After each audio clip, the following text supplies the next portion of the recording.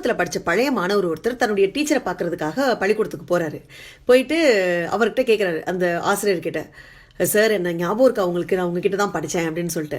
உடனே அந்த டீச்சருக்கும் வந்துட்டு ஞாபகம் வர மாட்டேங்குது. உடனே எந்த பேட்சில்ப்பா படித்தேன், எனக்கு ஞாபகம் வர மாட்டேங்குதே அப்படின்னு கேட்குறாரு.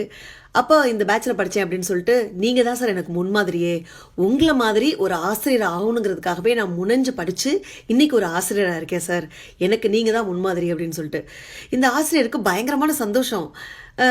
எப்படிப்பா, எப்படி என்ன முன்மாதிரியாக எடுத்துக்கிட்டேன்னு சொல்கிற, என்ன என்ன விஷயம் நடந்தது அப்படின்னு கேட்குறாரு. இந்த மாணவர் சொல்கிறார், உங்களுக்கு ஞாபகம் இருக்கான்னு தெரியல சார், நான் உங்ககிட்ட படித்த போது ஏன் கூட படித்த என்னுடைய நண்பன் ஒருத்தன் ஒரு தடவை வந்து ரொம்ப விலை மதிக்க முடியாத ஒரு கடிகாரத்தை கட்டிட்டு வந்தான். அதை பார்த்தோன்னே எனக்கு வந்து ஆசை ரொம்ப ஜாஸ்தியாக போச்சு. ஏன்னா அப்போ நான் ஏழ்மை குடும்பத்தை சேர்ந்தவன், எங்களுக்கு அதை வாங்குறதுக்கெலாம் வசதி கிடையாது. எனக்கும் எப்படியாவது அந்த கடிகாரத்தை அடிச்சிடணும்னு சொல்லிட்டு மனசில் ஒரு பேரசை வந்துருச்சு. அந்த சமயம்னு பார்த்து என் நண்பன் வந்து சாப்பிட்டுட்டு கை கழுவ போகிறதுக்காக அந்த வாட்சை கலட்டி அவன் பேண்ட்டு பாக்கெட்டுக்குள்ளே வச்சான். நான் உடனே அவனுக்கு தெரியாமல் அதை எடுத்துட்டேன். என் நண்பன் அழ ஆரம்பித்து உங்ககிட்ட வந்து கம்ப்ளைண்ட் பண்ண, அந்த மாதிரி யாரோ கிளாஸில் எடுத்துட்டாங்க, எப்படியாவது கண்டுபிடிச்சி கொடுங்க சார் அப்படின்னு சொல்லிட்டு. நீங்கள் என்ன பண்ணீங்க தெரியுமா, எந்தவித அறவுமே இல்லாமல் எல்லா பசங்களையும் வரிசையாக நிற்க வச்சு, டே எல்லாரும் கண்ணை கட்டுங்கடான்னு சொல்லிட்டு பொறுமையாக ஒவ்வொருத்தவங்க பேண்ட் பாக்கெட்டுக்குள்ளேயும் கையை விட்டு பார்த்தீங்க.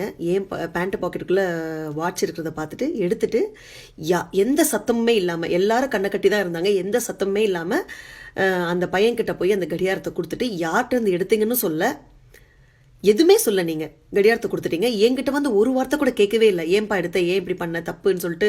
எல்லாரும் முன்னாடியே என்னை அவமானப்படுத்தவும் இல்லை, திருடம் பட்டம் கட்டவும் இல்லை, என்னோட மானத்தையும் காப்பாற்றினீங்க, என்னோட சுயமரியாதையும் காப்பாற்றினீங்க. அன்னைக்கு தோணுச்சு சார், கற்பித்தல் எவ்வளோ பெரிய விஷயம்னு சொல்லிட்டு. அதனால தான் அன்னைக்கு முடிவு பண்ணேன், படித்தா ஆசிரியர் வேலை பார்க்குறதுக்கு தான் படிக்கணும், கற்பித்தலை தலையாய கடமையாக வச்சுக்கணும் அப்படின்னு சொல்லிட்டு. நீங்கள் தான் சார் எனக்கு முன்மாதிரி, உங்களை மாதிரி ஒரு நல்ல ஆசிரியராக நான் வாழ்ந்து காமிப்பேன் சார் அப்படின்னு சொல்கிறாரு. இந்த ஆசிரியருக்கு ரொம்ப சந்தோஷம். அற்புதம்ப்பா, நல்லா பண்ணு, நல்லா வருவேன் அப்படின்னு சொல்கிறாரு. சரி, இப்போயாவது என் ஃபேஸ் உங்களுக்கு ஞாபகம் இருக்கான்னு சொல்லுங்களேன் சார் அப்படின்னு கேட்குறாரு. அப்பையும் அந்த ஆசிரியர் சொல்கிறாரு, இல்லையேப்பா, எனக்கு மூஞ்சி ஞாபகமே வரமாட்டேங்குதே அப்படின்னு சொல்லிட்டு. என்ன சார் இப்படி சொல்கிறீங்களே சார், எவ்வளோ பெரிய விஷயத்துலேருந்து என்னை காப்பாற்றுனீங்க, என் முகம் உங்களுக்கு ஞாபகம் இல்லையா சார் அப்படின்ட்டு.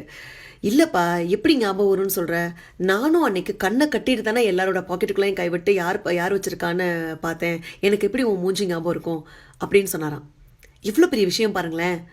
அந்த ஆசிரியர் நினச்சிருந்தா அன்னைக்கு அவருக்கு, அந்த மாணவருக்கு திருட்டு பட்டம் கொடுத்துருக்க முடியும். ஆனால் அதை பண்ணல அவர். அதே போல் அந்த மாணவர் யாருன்னு அடையாளம் கண்டுபிடிச்சிருக்க முடியும், அதையும் பண்ணல அவர். எவ்வளோ அருமையா, எவ்வளோ பொறுமையாக இந்த விஷயத்தை கையாண்டிருக்கார் பாருங்களேன். எங்கே அந்த மாணவனோட முகத்தை பார்த்துட்டா அவனை பார்க்கும்போதெல்லாம் அந்த திருட்டு நிகழ்வு ஞாபகத்துக்கு வருமோன்னு சொல்லிட்டு தான் கண்ணையும் கட்டிட்டு அந்த கடிகாரத்தை கண்டுபிடிச்சி கொடுத்துருக்காரு. ரொம்ப நாசூக்காக ஒரு விஷயத்தை இங்கே சொல்கிறார் நம்மளுக்கு. தண்டிக்கிறதுல இல்லை, கற்பித்தலில் தான், முன்மாதிரியாக நடந்துக்கிறதுல தான் நல்ல நிகழ்வே நடக்கும் அப்படின்னுட்டு ரொம்ப சைலண்ட்டாக அந்த மாணவனையே ஆசிரியராக்கிட்டார் பாருங்களேன்.